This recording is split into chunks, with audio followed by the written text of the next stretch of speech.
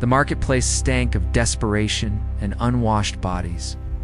Captain Marcus Chen stood with his arms crossed as a slaver shoved a digital contract under his nose. "You're joking," Marcus said flatly. "I'm not marrying anyone, especially not some alien slave you pulled out of a garbage scow."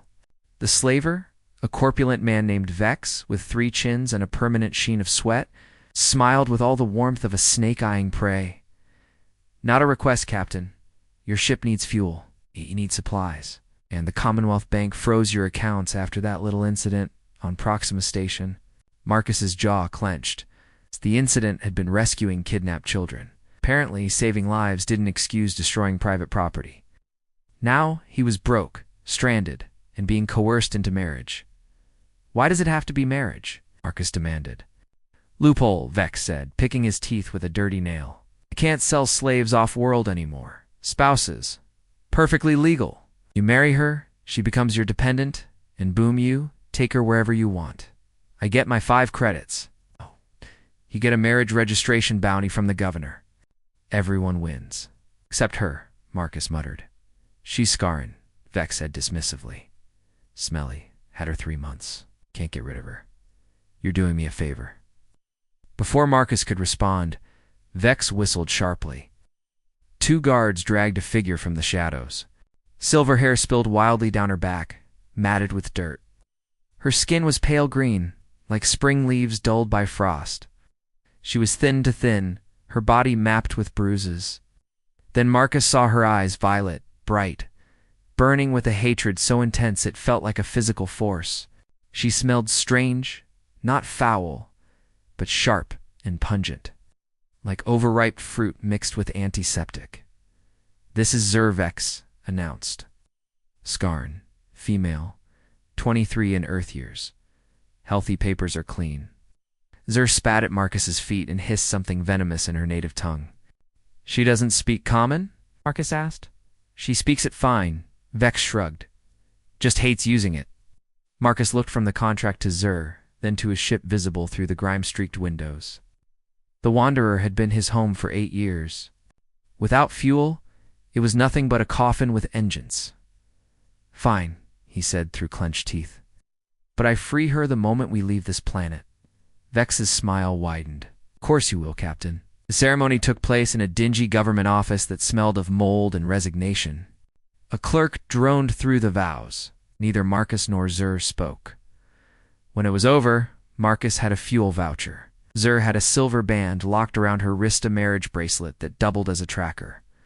Aboard the Wanderer, Zur sat in the cargo hold, knees drawn up, eyes locked on Marcus. "I'll file for annulment as soon as we reach a proper terminal," Marcus said. "You'll be free." She stared at him, silent. "You must be hungry," he added. "I can, why?" She interrupted, her voice rough but clear. "Humans don't help Skarn." "You think we're disgusting?" Marcus swallowed. "I think you're a person. That's all."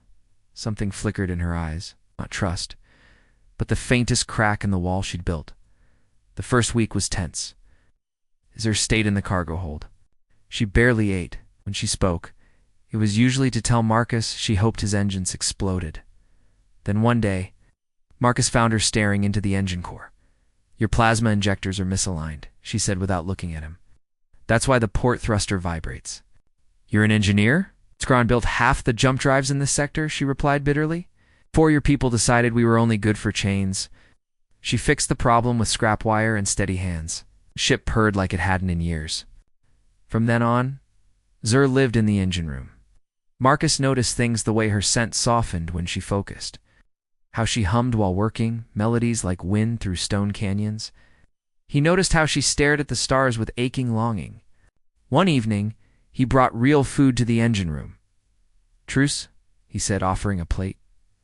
"Terran pasta." She hesitated, then took it.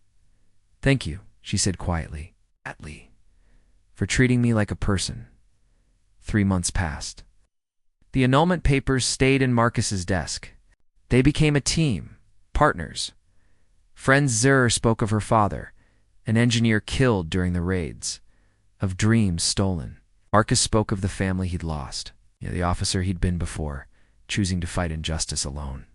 One night, watching a nebula bloom across the cockpit windows, Zur took his hand. I don't hate you anymore, Marcus's heart stumbled. The annulment papers, she said. You never filed them. I didn't want you to leave, he admitted. I know I had no right, but I care about you. On Scar, she told him softly. We say the strongest bonds are forged in the hottest fires. She leaned in first. The kiss was hesitant, then certain. When they parted, Marcus rested his forehead against hers. What do we do with the papers? He whispered. Zed smiled radiant. Real. We burn them, she said, and choose each other. Every day outside, the stars wheeled endlessly. Inside the Wanderer, two broken souls found something neither had expected. Home.